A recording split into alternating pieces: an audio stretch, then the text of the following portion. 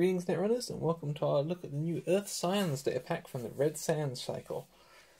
First up we have the runner cards, starting with Berserker for the Anarchs. It's a new icebreaker, a new program icebreaker Fracture, cost of 4, memory cost of 1, and has whenever you encounter a barrier, Berserker has +1 strength for each subroutine on the barrier. And then 2 credits, break up to 2 barrier subroutines with a strength of 2. So that's actually pretty good because if you encounter a barrier with this, if it's got more than one subroutine, you could gain +1, +2, +3 strength to it, making it a strength 5. In fact, the stronger the more subroutines the barrier has, the stronger your icebreaker is. And then you just play 2 to break up to 2 of those subroutines. So against really strong barriers with a lot of subroutines, this is a great card. However, with no way to up its strength otherwise, it can be a little sort of situational where it will only be good in certain situations. Next we have another icebreaker, a killer one, Persephone, cost of 5, memory cost of 2, has 2 credits, break sentry subroutine, and 1 credit +1 strength.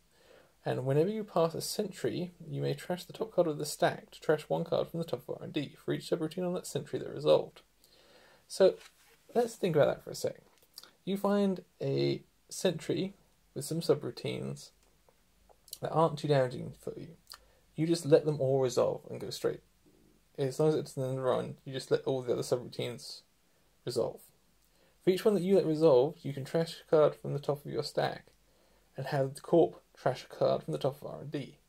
So that could get several cards into archives, which would be an easier place for you to run on and hopefully find some agendas that way. Or at least get rid of some stuff that might be valuable, something that can hurt their economy. So this is an interesting one if it's used well. I can see some decks being designed around that technique. Next we move on to the criminals, and we have Rubicon Switch. Hardware, cost of 3, has X credits, click, and deres a piece of ice res this turn. X is its printed res cost. Use this ability only once per turn. So if the Corp has resed in a particularly expensive piece of ice during your run, you can do this at any time and just click to pay that cost again and force them to de-res it. So then you could go on another run and force them to pay the cost again. Or if they don't have the credits this time, hopefully you just get straight through it. So it's a good way to make them waste their credits or just find a way to get through that wall of ice. If you force them to res it once, you could just let it end the run and then de-res it to force them to pay the cost again. So this is a very handy card that I think I will be definitely making some use of. Next we have Anus Informant, cost of 0, resource connection. Whenever you access a card with a trash cost not in archives and do not trash it, you may reveal it and then gain 1 credit. So with lots more cards out there now that have trash costs, this is a potentially good card to have, since it will allow you to, if you see one of these cards, just reveal it and then gain some credits yourself, rather than trashing it for the Corp.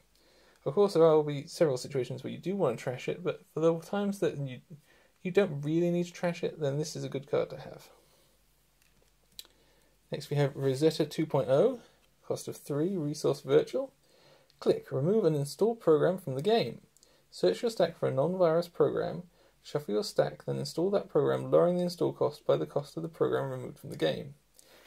So this is a fantastic card.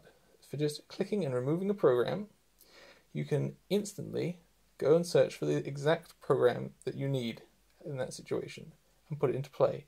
And you get to lower the cost by whatever the cost of the program that you sacrificed and removed from the game.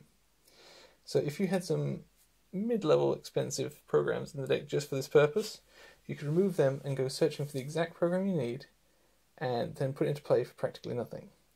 So this is a very handy card to have. Although it would take up space, I think it would definitely be worth it, just to make sure you get the right card at the right time. Next we're going on to the Shapers, who have got some exciting new pieces of hardware. Adjusted Matrix, cost of 5, hardware mod.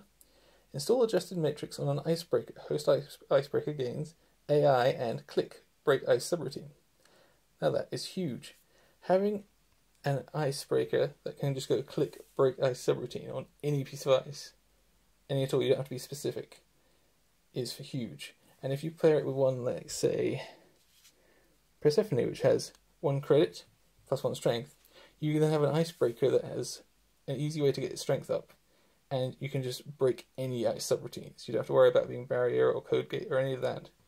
You can just break the subroutine. So that is a fantastic little ability. Next we have dedicated processor, cost of 2, hardware mod. Install dedicated processor on a non-AI icebreaker, so you can't use the two together. And has host icebreaker gains 2 credits plus 4 strength. So this is another way to really enhance your ice, since whatever this is installed on, you can then just up its strength to ridiculous levels. Next we have a new program icebreaker decoder, cost of 6, memory cost of 1. The first time you pass a piece of ice each turn in which you use the the name of this one's a bit difficult, inversificator. To break all subroutines, you may swap the ice with another piece of ice. It has a basic strength of 2 and has 1 credit, break code gate subroutine, 1 credit plus 1 strength. So if you can pass a piece of ice and use this to break all the subroutines on it, so it has to be a code gate, or if you equipped it with that, it could be anything, then you can swap the pieces of ice. So you could literally swap around the corpse ice and have it so that hopefully you could have the server you most want to get to, probably R&D or HQ, have all their weakest ice, because you've swapped all the more powerful ice onto other servers. So this would be a great card to use, and it could really mess with the corp. And finally we have the neutral cards. The Scion, cost of 0, resource connection. When your turn begins, gain 1 credit if you have fewer than 6 credits. Whenever you have 0 credits, trash Scion and take 3 meat damage. Now this is a good economy card, because if you've got less than 6, you gain 1. And a lot of times you're going to have less than 6, because you're going to be spending a lot on these runs.